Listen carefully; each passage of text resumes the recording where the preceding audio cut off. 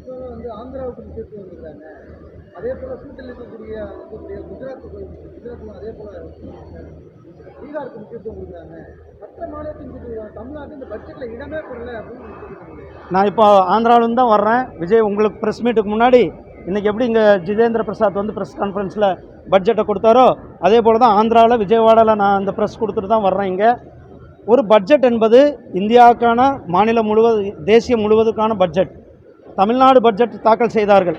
அவங்க என்ன இங்கே இருக்கிற 30 மாவட்டங்களினுடைய பெயர்களையும் சொல்கிறாங்களா, நாமக்கல்லை சொன்னாங்களா, கோயம்புத்தூரை சொன்னாங்களா, அதே போல் ஏன் யூபி பேர் சொல்லியிருக்கோமா, உத்தரப்பிரதேஷ் பிஜேபி ஆளுகின்ற அரசாங்கம் யூபி பேர் சொல்லியிருக்கிறோமா, குஜராத்தினுடைய பேரை சொல்லியிருக்கிறோமா? இது வந்து அப்படி அல்ல. பட்ஜெட் என்பது ஒட்டுமொத்த தேசத்திற்கான பட்ஜெட். கிழக்கிந்தியா என்று சொல்லக்கூடிய கிழக்கிந்தியா இன்னும் அதிகமாக டெவலப் பண்ண வேண்டிய பகுதியாக இருக்கிறது. பீகார் ஆகட்டும், ஜார்க்கண்ட் ஆகட்டும், வெஸ்ட் பெங்கால் ஆகட்டும், ஒரிசா ஆகட்டும், ஆந்திர பிரதேஷ், அங்கு வந்து இன்னும் அதிகமாக கவனம் கொடுக்க வேண்டியதாக இருக்கிறது. அந்த கவனம் கொடுப்பதற்கான அந்த மாநிலங்களை குறிப்பிட்டிருக்கிறார்கள். அதனால் மட்டும் தமிழ்நாடு குறிப்பிடன்றதுனால தமிழ்நாட்டுக்கு உரிய பட்ஜெட் இல்லை என்பது அர்த்தம் அல்ல. ஏன்னா இப்போ சென்னை மட்டும்தான் பட்ஜெட்டில் சொன்னாங்க, கோயம்புத்தூரை பற்றி சொன்னாரா? அப்போ கோயம்புத்தூர் புறக்கணிக்கப்படுகிறதா அர்த்தமா? மதுரை புறக்கணிக்கப்படுகிறதா அர்த்தமா? திருநெல்வேலி புறக்கணிக்கப்படுகிறதா அர்த்தம்? அப்படி அல்ல. பட்ஜெட் என்பது ஒட்டுமொத்த நாட்டிற்கான பட்ஜெட்டாக தான் பார்க்க வேண்டும். அதிக நிதி கொடுக்கப்பட்டதா குறிப்பாக 6000 கோடிக்கு ஒதுக்கப்பட்டு நீங்கள் சொல்கிறீங்க. இடங்கள் தேடி செய்யணும் மத்திய அமைச்சர் அஸ்வினி சொல்கிறாங்க. ஆனால் இவர் அமைச்சர் வரவேற்கிற அமைச்சர் இடம் தேடி செய்ய நாங்கள் தயாராக இருக்கலாம், நிதி தான் கொடுக்க மாட்டேங்கிறாங்க. நீங்கள் இடத்த கொடுத்தா நிதி ரெடியாக தானே இருக்குது. ஏற்கனவே கோயம்புத்தூர் ஏர்போர்ட்டு கிட்டத்தட்ட 200 ஏக்கர் இடம் கேட்டு கிட்டத்தட்ட 3 வருஷம் ஆச்சு.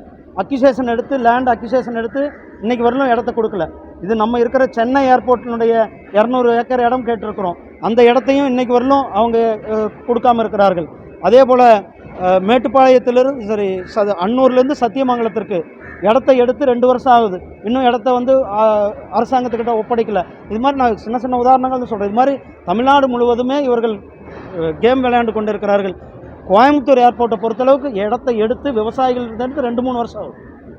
3 வருஷத்துக்கு மேலாவது அக்யூசேஷன் முடிஞ்சு, ஆனால் ஹேண்ட் ஓவர் பண்ணாமல் அரசியலுக்காக வைத்திருக்கிறார்கள். அதனால் திமுக மக்களினுடைய விரோதமாக இருக்கிறது. திமுக அபிவிருத்திக்கு விரோதமாக இருக்கிறது. திமுக தமிழ்நாட்டினுடைய வளர்ச்சிக்கு எதிராக இருக்குது. நன்றி அண்ணா. செய்திகளை உடனுக்குடன் தெரிந்து கொள்ள உடனே சப்ஸ்கிரைப் பண்ணுங்க.